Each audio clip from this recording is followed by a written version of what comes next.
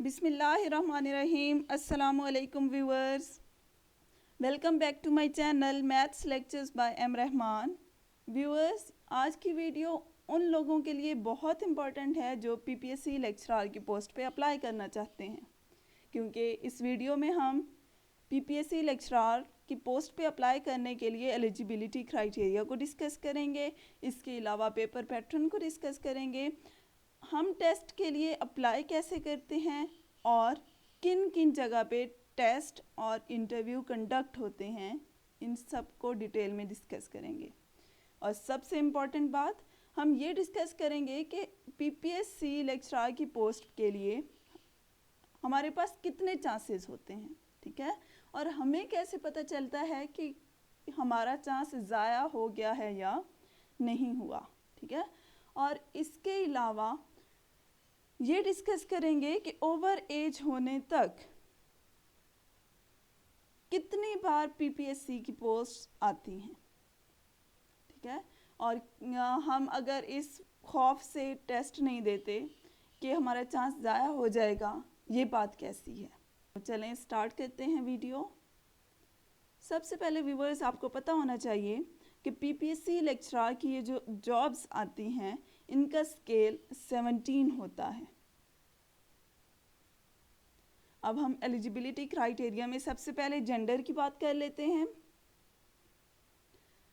PPSC lecturer की jobs पे male and female दोनों एप्लीकेबल होते हैं, लेकिन मेल की जो सीट्स अनाउंस होती हैं उन पे सिर्फ और सिर्फ मेल्स अप्लाई कर सकते हैं, और जो फीमेल्स के लिए सीट दी जाती हैं पीपीएससी के अंडर, उन पे सिर्फ फीमेल ही अप्लाई कर सकती हैं, कोई मेल उस पे एप्लीकेबल नहीं होगा।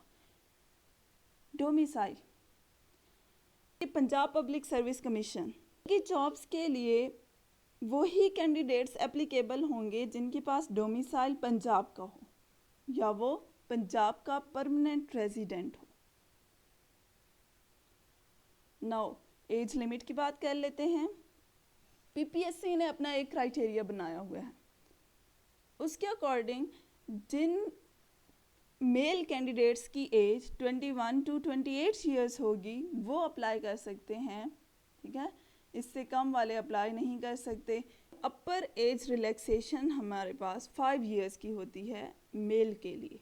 It means that 21 to 33 years के मेल्स एप्लीकेबल होंगे पीपीएससी लेक्चरर की पोस्ट के लिए, और फीमेल के लिए भी एज लिमिट यही है 21 to 28 ईयर्स, लेकिन फीमेल्स को 8 ईयर्स की रिलैक्सेशन दी जाती है, इसलिए मैक्सिमम 36 ईयर्स तक की फीमेल एप्लीकेबल होंगी।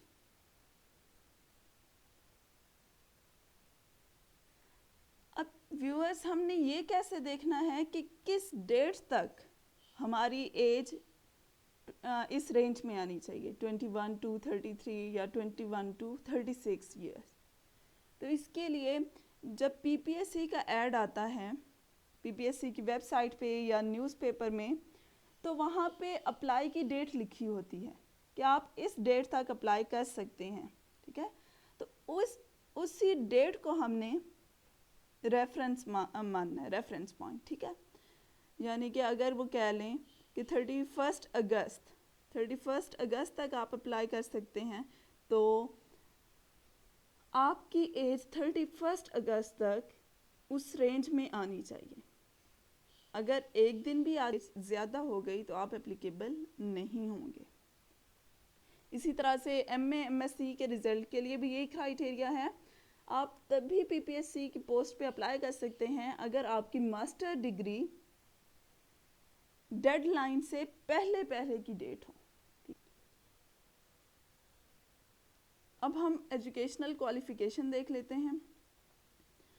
पीपीएससी ने क्वालिफिकेशन क्राइटेरिया जो सेट किया है, उसके अकॉर्डिंग वो कैंडिडेट्स पीपीएससी लेक्चरर की पोस्ट के लिए एप्लीकेबल होंगे जिनके पास मास्टर्स डिग्री है, यानी 16 ईयर्स एजुकेशन जिनकी कंप्लीट है, और कम से कम ग्रेड कितना होना चाहिए, second. It means that 3rd division वाले लोग अप्लाई नहीं कर सकते। पेपर पैटर्न देख लेते हैं। अब पीपीएससी लेक्चरर की जो पोस्ट होती हैं उनके लिए जो टेस्ट कंडक्ट होंगे वो सारा एमसीक्यूज बेस्ड होगा। इट मीन्स दैट 100 एमसीक्यूज हमारे पास गिवन होते हैं जिनको हमने 90 मिनट्स में सॉल्व करना होता है। अब उन 100 एमसीक्यूज में से 80% आपके मेन सब्जेक्ट में से आते हैं। फॉर एग्जांपल अगर आपने पीपीएससी लेक्चरर मैथमेटिक्स की पोस्ट पे अप्लाई किया है तो आपके मैथमेटिक्स में से 80% पोर्शन आएगा और बाकी 20% जनरल एबिलिटी। ठीक है, अब यहाँ पे आपने ये देखना है कि पीपीएससी की जो पोस्ट होती है उसमें नेगेटिव मार्किंग होती है। तो अगर आपका 1 मार्क का क्वेश्चन रॉन्ग हो जाता है तो आपका सिर्फ 1 मार्क डिडक्ट नहीं होगा बल्कि 1.25 मार्क्स डिडक्ट होंगे। इसलिए आपने अननोन आंसर्स को टिक नहीं करना। ठीक है, इसी तरह से जिन क्वेश्चंस में आपको डाउट हो 70 to 80% कि ये आंसर हो सकता है उनको आप अटेम्प्ट कर लें, अदरवाइज उन्हें भी आप अटेम्प्ट ना करें। अब बहुत इम्पोर्टेंट बात कि नंबर ऑफ चांसेस कितने होते हैं पीपीएससी में अप्लाई करने के लिए। तो पीपीएससी आपको 3 चांसेस देता है। ठीक है, और हर पोस्ट के लिए 3 चांसेस होते हैं। फॉर एग्जांपल एक कैंडिडेट है वो 3 सब्जेक्ट्स में अप्लाई कर सकता है, बॉटनी, ज़ूलॉजी और बायोलॉजी। तो इन बॉटनी के लिए भी उसके पास 3 चांसेस हैं, ज़ूलॉजी के लिए भी 3 चांसेस हैं, इसी तरह से बायोलॉजी के लिए भी 3 चांसेस हैं उसके पास। अब हमें कैसे पता चलेगा कि चांस ज़ाया हो गया है या बाकी है? तो इसके लिए सबसे पहले तो आपको ये पता होना चाहिए पीपीएससी लेक्चरर की पोस्ट के लिए जो टेस्ट होता है उसके पासिंग मार्क्स 40% होते हैं और इंटरव्यू के पासिंग मार्क्स 50% होते हैं। तो अब हम कुछ केसेस डिस्कस कर लेते हैं जिससे हमें ये पता चलेगा कि चांस ज़ाया हुआ है या नहीं हुआ। अगर आपके टेस्ट में 40 या 40 से अबव मार्क्स हैं आउट ऑफ 100 लेकिन आप मेरिट पे नहीं आते, मीन्स दैट मेरिट हाई था, आपको इंटरव्यू के लिए नहीं बुलाया गया, तो आपका चांस ज़ाया नहीं हुआ, अभी भी आपके पास 3 चांसेस अवेलेबल हैं। नेक्स्ट सेकंड केस, अगर आपके मार्क्स 40 से लेस आ गए हैं तो इसका मतलब है आपका 1 चांस ज़ाया हो गया और आपके पास अब सिर्फ 2 मोर चांसेस हैं। थर्ड केस क्या है कि आपके टेस्ट में 40 प्लस मार्क्स भी हैं और इंटरव्यू के लिए भी बुलाया गया है और आपने इंटरव्यू में 50 मार्क्स यानी कि पासिंग मार्क्स अचीव कर लिए हैं, लेकिन आपकी सिलेक्शन नहीं हुई पीपीएससी के लिए, तब भी आपका चांस ज़ाया नहीं हुआ, अभी भी आपके पास 3 चांसेस अवेलेबल हैं।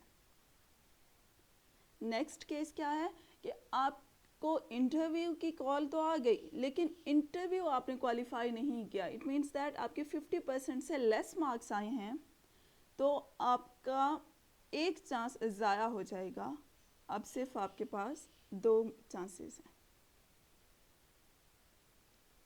अब हमने ये देखना है कि ओवर एज होने तक, मतलब जो पीपीएससी ने हमें क्राइटेरिया बताया हुआ है एज का, एज लिमिट का, उसके अकॉर्डिंग ओवर एज होने तक पीपीएससी कितनी बार ये सीट्स अनाउंस करता है। तो आपको ये पता होना चाहिए लेक्चरर की पोस्ट्स 2 या 3 सालों के बाद आती हैं। ठीक है, और मेल कैंडिडेट्स की ओवर एज होने तक 3 टाइम्स तो मस्ट आती हैं, लेकिन कभी कभार 4 टाइम्स भी आ जाती हैं और फीमेल कैंडिडेट्स के लिए 4 टाइम्स लाजमी आती हैं ओवर एज होने तक। तो अब हमने ये देखना है कि इस खौफ से टेस्ट ना देना कि चांस ज़ाया हो जाएगा, ये कैसा है। तो मेरे नज़दीक ये एक बहुत बड़ी बेवकूफ़ी है, क्योंकि अगर आप इसी तरह से चांस ज़ाया करते जाएं तो आपको अभी मैंने बताया है कि सिर्फ आपके पास 4 times he, maximum 3 to 4 times ये जॉब्स आती हैं आपके ओवर एज होने तक। तो आप ये चांस लाजमी अवेल करें। और अगर आप 3 बार अप्लाई नहीं करते, लास्ट टाइम अप्लाई कर देते हैं, मतलब 3 बार इस खौफ से कि मैं टेस्ट क्वालिफाई नहीं कर सकता, इस वजह से आप टेस्ट में अपीयर ही नहीं होते, तो कम ही चांस हैं कि आप 4th टाइम भी टेस्ट इंटरव्यू क्वालिफाई कर लेंगे। अब फ़ी कितनी होती है लेक्चरार की पोस्ट पे अप्लाई करने के लिए? तो ये होती है 300 टू 600 की रेंज में, मतलब 300, 400, 500, 600 इतनी ही फ़ीस होती है। लेकिन और हर पोस्ट के लिए अप्लाई करने के लिए आपको सेपरेटली अप्लाई करना पड़ता है और उसकी फ़ीस भी अलग से होती है। लेकिन डिसेबल कैंडिडेट्स के लिए अगर उनके पास डिसेबिलिटी सर्टिफिकेट है तो वो इस फीस से मुस्तस्ना हो सकते हैं। पीपीएससी लेक्चरार की पोस्ट पे हम अप्लाई कैसे करते हैं? तो हमारे पास ऑनलाइन, आजकल तो सारा ऑनलाइन सिस्टम है, हम ऑनलाइन अप्लाई करेंगे, ठीक है। उसके बाद हम उस एप्लीकेशन का प्रिंट ले लेंगे और उस प्रिंटेड एप्लीकेशन को अपने डॉक्यूमेंट्स के साथ अटैच करके हमने पीपीएससी ऑफिस तक पहुंचाना होता है, पीपीएससी ऑफिस में सबमिट कराना होता है। अब हम ये देख लेते हैं कि कौन कौन सी सिटीज़ हैं जिनमें ये टेस्ट और इंटरव्यू कंडक्ट होते हैं। तो ये हमारे पास 8 सिटीज़ हैं: लाहौर, सरगोदा, रावलपिंडी, फैसलाबाद, मुल्तान, डेरा गाजी खान एंड भावलपुर। और आप अपनी मर्ज़ी से कोई भी सेंटर चूज़ कर सकते हैं टेस्ट एंड इंटरव्यू के लिए। Wish you all the best. अगर आपको थोड़ी सी भी वीडियो की समझ आई हो या इंफॉर्मेटिव लगी हो तो please like, share and subscribe my channel. Thank you. अल्लाह हाफिज़।